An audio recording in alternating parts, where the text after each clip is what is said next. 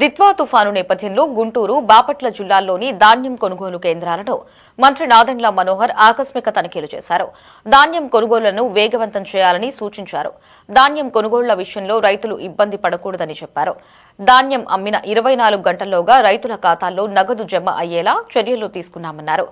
ఇక కళ్లల్లో ఉన్న రైతులను కలిసి ధైర్యం చెప్పారు. ధాన్యం తడిసినా కొనుగోలు చేస్తామని చెప్పారు.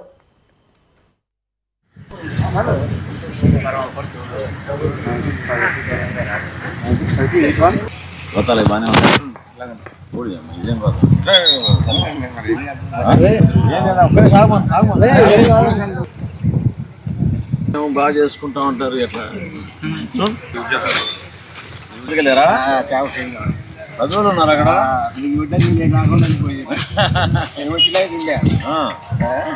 గారి సేవలు గోతాలు పర్లేదా? నిరుడు కన్నా మాదిరిగా ఉండేలేండి. ఉండేలే కొన్ని ఆడన్నా భగవతుని కానీ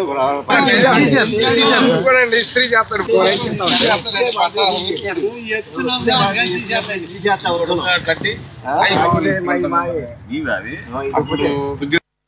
కొనుగోలు ఒక అద్భుతమైన ప్రక్రియ. రైతాంగానికి ఉపయోగపడే విధంగా మా కూటమి ప్రభుత్వం, గౌరవ ముఖ్యమంత్రి గారు చంద్రబాబు నాయుడు గారు, అదేవిధంగా గౌరవ ఉప ముఖ్యమంత్రి గారు పవన్ కళ్యాణ్ గారు గతంలో ఉన్న అనుభవాల్ని బేరేజ్ చేసుకుని ఎన్నడూ లేని విధంగా రైతాంగానికి అండగా నిలబడాలి, ఒక భరోసా నింపాలని మనస్ఫూర్తిగా ఈ కార్యక్రమం ఒక కొలిక్కి తీసుకొచ్చాం.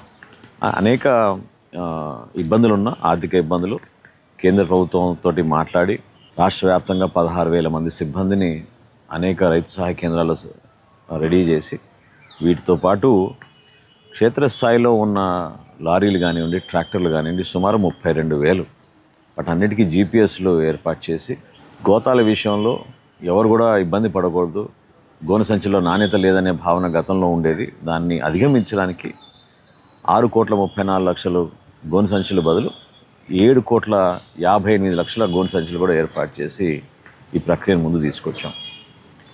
ఈరోజు వరకు రాష్ట్ర వ్యాప్తంగా ఇవాళ మధ్యాహ్నం వరకు 11 లక్షల మెట్రిక్ టన్నుల ధాన్యం 2,600 కోట్ల రూపాయలతోటి కొనుగోలు చేయడమే కాకుండా రైతు ఖాతాల్లో 100% ఆ డబ్బు అదే రోజు వాళ్ళ అకౌంట్స్లో పడేటట్టు ఈ కార్యక్రమం చేశాం.